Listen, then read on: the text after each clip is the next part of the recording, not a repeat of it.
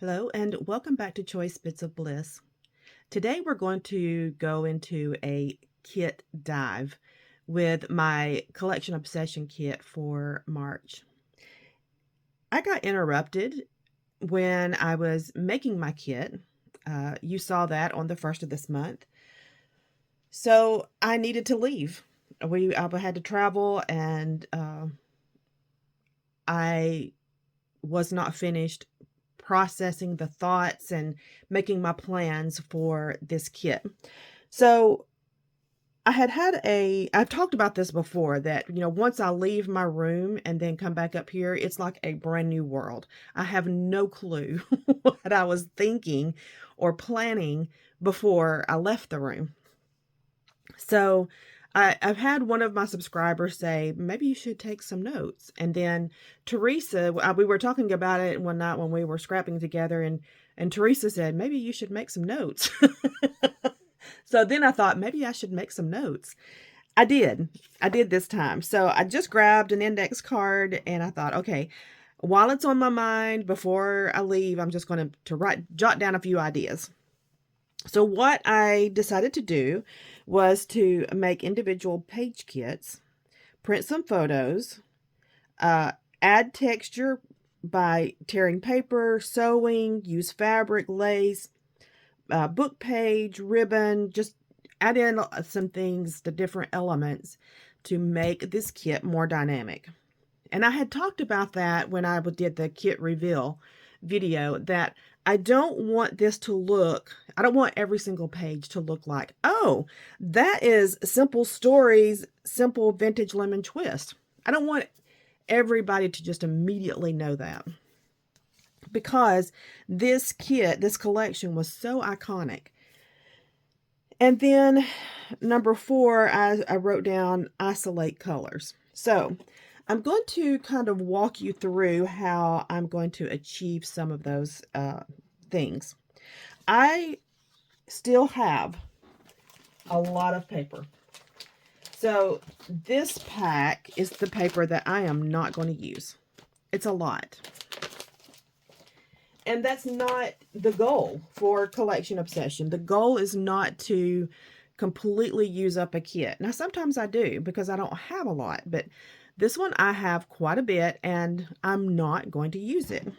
I still have 43 papers in what I've pulled, but I want to talk about what I've pulled. So I took out all of the scraps and I added in a scrap of book page there. So all of these are my scraps that I've used over the years. So those are going to be in my kit. And I'm going to play with them. And then I'm going to play with elements of the next papers. So this is definitely part of the lemon twist. And all of these, I'm just going to kind of take them the parts and not the whole. So we're going to move through until we get to, let's see, here. So this is what I selected to use from Simple Stories Lemon Twist. Then I started adding in, you remember when I was talking about isolating out colors? So this is what I'm bringing in. I felt like I needed some complementary colors. So I brought in first, I went to my ledger papers and grabbed a few. That's going to bring in some new colors. And these are from Vicki Boutin's, from one of her paper pads. So we've got some grid and some ledger paper there. The next category that I went to was my text. And I pulled some text papers.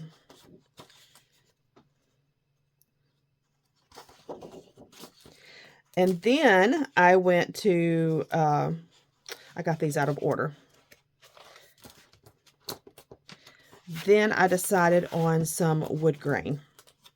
And I've got white wood grain.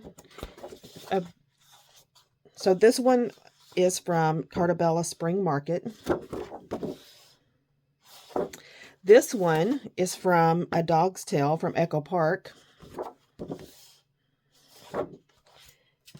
This one is from Farmhouse Christmas from Cartabella. The next category I went to was wood grain. This is from A Cozy Christmas, Echo Park.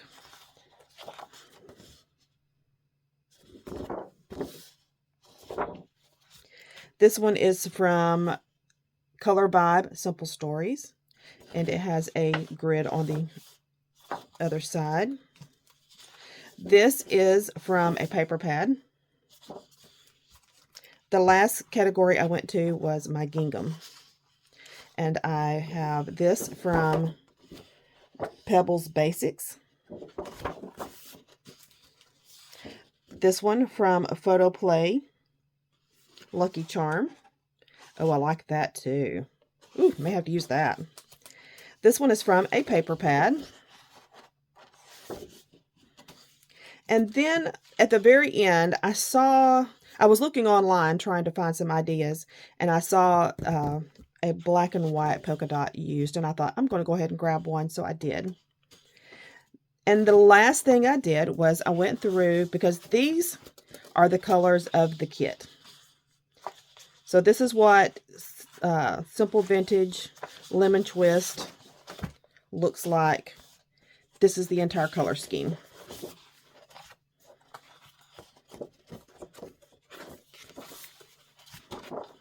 So that is the color scheme right there. And then I decided to pull in, to isolate out some of those individual colors and pull out some brown, tan, and green. So those are additional cardstocks that I'll be playing with. So that is my paper, and in total I have 43 pieces. Now, will I use all 43 pieces plus the scraps? My goal is to cut into all 43 pieces. That is my goal. All right, I brought in these. This is adhesive paper ribbon from K & Company. And I don't know if it has a year on here or not. It's old. I'm not seeing a year. But it is... yeah, I don't see a year. But anyway, it's old. And I will definitely have... even though it says it's paper adhesive or adhesive paper ribbon, I will definitely have to use some sort of adhesive behind it. I brought in some doilies.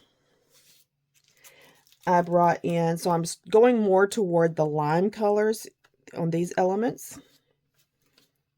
And then I'm going to play in the gray on these. These are from Basic Gray, and it's going into that lime. So this is chipboard alphas that I can play with. And I brought in these teal acetate leaves that I was looking at that I think is going to work really, really well. So that's what I'm doing with trying to make this entire kit a little more, I don't know what the word I'm trying to think of. I don't want to keep saying dynamic because I just don't want it to look so iconic. I don't want it to look like immediately, oh, that's Lemon Twist. I want you to see the elements, but not the whole. I think that's what I'm trying to get at. So that is my goal for this month. You tell me how I do. But when we get to the end of March, I would love it if you told me, hey, Priscilla, you knocked this one out of the park. Or, I could tell. I can see it every single layout. But I'm really excited about this. I'm actually really, really excited about playing with this and having that challenge in front of myself every single layout, how to make it less noticeable what kit I'm using. Okay, friends, that's all I'm going to share for today. Come back and we will chat again soon. Bye-bye.